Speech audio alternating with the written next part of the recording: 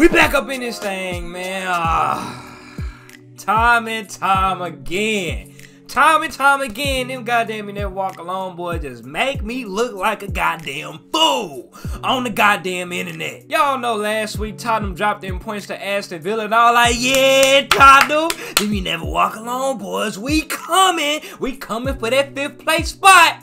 We play Brentford, right? Them boys don't even got Ivan Toney. I was like, yes, they ain't got Toney. Oh my mama, we good. Toney, just get your rest, my boy. Get your rest, because we don't need you coming back teeing up. Brentford still teed the hell up. I'm talking about we caught us a mean-ass goddamn L. Everybody added me on Twitter, Bo Bronco, you chose the wrong time to become a Liverpool fan. As soon as you become a You Never Walk Alone fan, them boys start going downhill. I say, ah, man, you hate to see it. Hopefully when Cody Gakpo come, man, we can try and turn things around. Jude, man, Jude, what's up with it? Jude, come on over here, bro. I seen you during the World Cup rocking with Trent and Jordan, man. Just come on over, bro. Forget all that Hala Madrid stuff. Here go the standings right here on the screen. The top 5 is still the same. We still have Arsenal at 1. We still got Man City at 2. And then we got Newcastle at 3 and United at 4. But them boys are both tied up with 35 points since Newcastle had dropped 2 points against Arsenal. And then we got Tottenham, them cock boys sitting there at 5th place. And my You Never Walk Alone boys still there at 6. In terms of bottom 5, Southampton still in last, the Wolves still in second to last. Everton, them boys done moved down to 18th place with 15 points. West Ham is 17th, who also got 15 points. Then Bournemouth, them Cherry boys, moved down to the bottom 5 with the loss that they took this week. They sitting right there to round off that bottom 5 with 16 points. First game, Brentford and Liverpool game, bro. I really don't even want to cover it. I really don't even want to talk about this game, really. Brentford beats Liverpool for the first time since 1938. 1938. How many years was that? That is 85 years. 85 years since them boys took a loss to Brentford. That's damn near 100 years. And we decided to take an L this past week to open up goddamn 2023. 19 minutes in, Brentford had them a corner, and the corner unfortunately ended up bouncing off Konate's knee, and it ended up going into the goal for an own goal. Brentford was up. Then after that, hold on. That man Wisa, he scored a goal. Beep, got called back for offsides. Shortly after that, Us scored another goal. Beep. Teammates got called back for offsides. He could have had him a quick little brace. That was 2 goals. I know he was hurt as hell. I know he was sad. I know he was like, I could have had me a brace, man. Both of them hoes got called offside, sadly for him. He didn't end up getting 2 down, though, because in the 42nd minute, he said, forget them first 2 goals that got called offside. I'm finna try again. I'm finna score again. Cross, bloop, headed the hell to the back of the net. He actually finally ended up getting him a goal. He could have had a hat-trick. He easily could have had a hat-trick. But that man never gave up. He kept persistent, made the score goddamn 2-0 Brentford's way. Beginning of the second half hit, Trent had the ball. Crossed the hell to that man, Oxlade-Chamberlain. Headed that hole. 2-1, Liverpool is on the board. Now let's spur this comeback, fellas. Let's spur this comeback, bro. We're not finna lose to these blokes. 84th minute, end of the game. Brentford has the ball. Deep cross to Mbumo. Konate ends up slipping, and Mbumo knocks it to the back of the net to put the game out of reach, 3-1. And then he hit the LeBron James. He hit the LeBron silencer celebration. I say, oh, that is disrespectful. You playing LeBron team, and then he hits LeBron celebration on the You Never Walk Alone boys. I say, oh, man.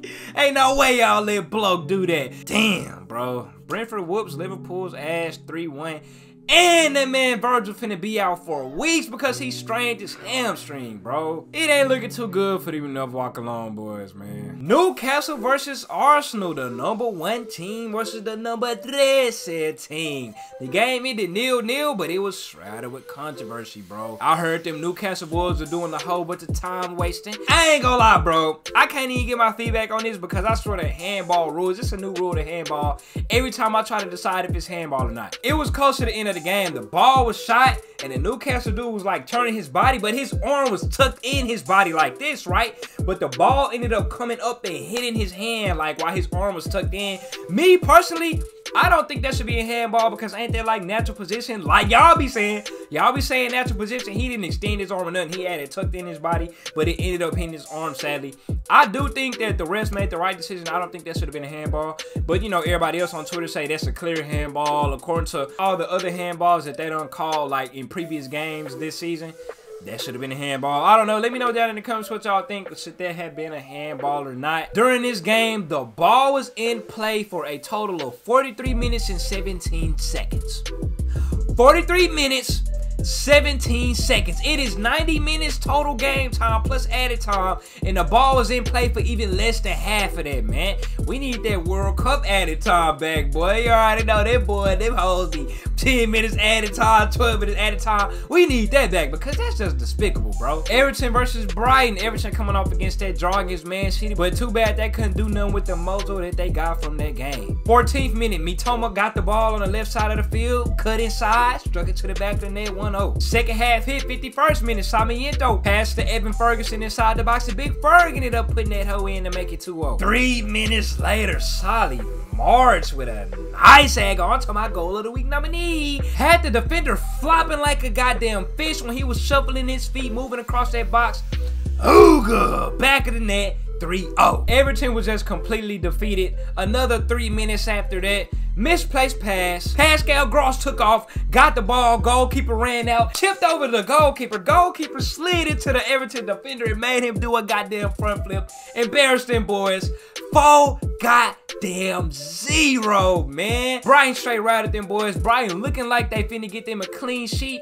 Into Brighton's goalkeeper, makes a ticky-tack knucklehead foul inside the box, just ran straight into the Everton attacker. 90th minute, 2 minutes added time. Everton penalty. Damari Gray hits that hoe. Bye-bye clean sheet. The game is 4-way Brighton's way. Leicester City versus Fulham. 17th minute. That man William with a beautiful ass ball to that man Mitrovic. Mitrovic chest, volley, goal. And then he went to the side, hit his little celebration. It remained 1-0 the rest of the game. Beautiful ass play, beautiful ass goal, beautiful ass pass. And them boys are sitting there at 7th place with the same amount of points as Liverpool. So them boys coming for that 5th place too. Shout out them Fulham boys. Y'all know I rock with Fulham. My boy Tim Ream over there and Anthony Robinson over there, man. USA boys.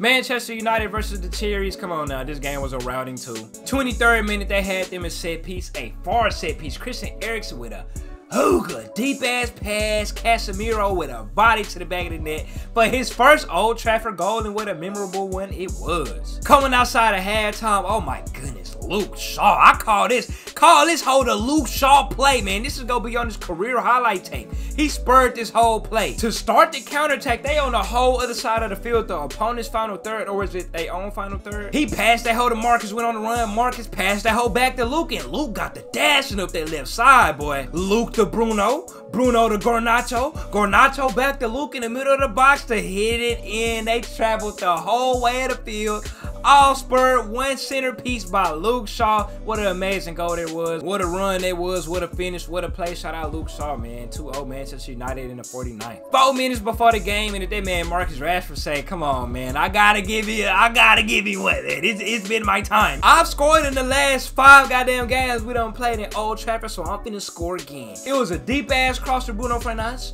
Fernandes passed that hoe to Marcus Rashford for the easy tap in, man. He scores in his 6th game in a row at Old Trafford. Man United wins the game. 3-0, whoop they ass. Southampton versus Forest. 27th minute. Forest was on a counterattack. They had them a little 2-on-1. Threw ball to the middle of Owoniyi.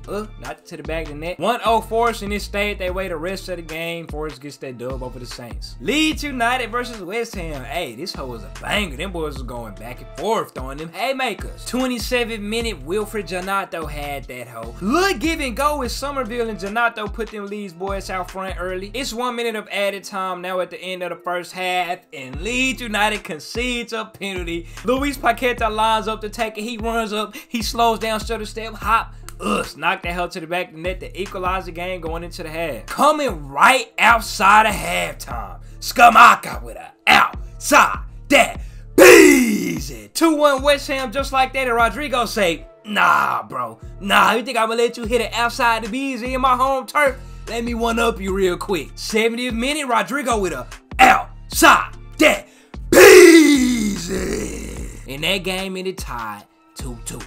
Aston Villa versus the Wolves. 12th minute, Daniel Potts had the ball at, oh my gosh, he hit that defender with a goddamn doopy, boo.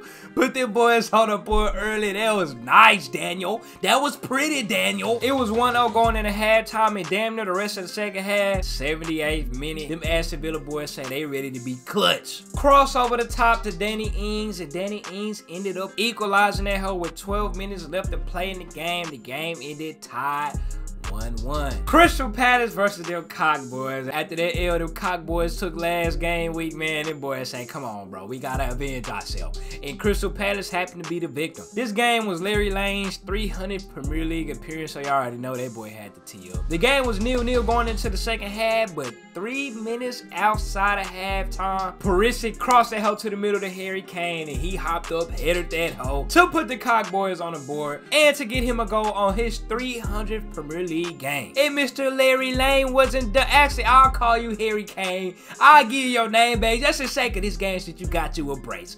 5 minutes later, he had him a little give and go with Brian Gill. He ended up striking that hoe to the bottom lip and to make the score 2-0 just like that. 68th minute, Sonny Boy with an easy pass to Matt to make it 3-0. 4 minutes later, Sonny ended up getting a goal of his own. Harry Kane, Sonny Boy connection. Harry with a high lob pass to Son, and Son booted that hoe, stroked it to the back of the net to make the final score 4-0.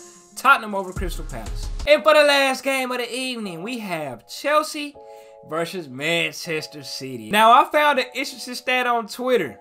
When Chelsea plays a Big Six club at home, them boys go fold every single time. Arsenal, Man City, Man United, Tottenham, and Liverpool, they have only won 1 game, and it was against them Cock Boys, so they really don't even count, because it's the Cock Boys. Them boys ain't beat a single Big Six club in the past 3 seasons at their home field. 63rd minute, Manchester City hit them a little FIFA 23 cheese ass goal. Y'all know when they go to the baseline, pass it inside, and tap the hoe in the goal.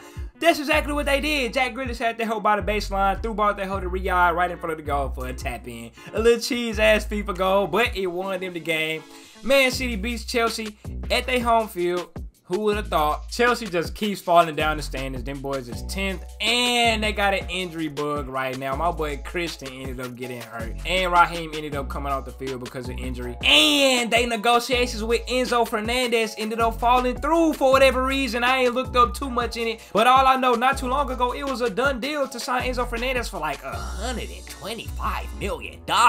Maybe they're having second thoughts or something like that, but reports came out that the negotiations fell through. So who knows what's gonna happen with that situation. It ain't looking too good for them Chelsea boys this season, man. Oh yeah, and I forgot to bring this up.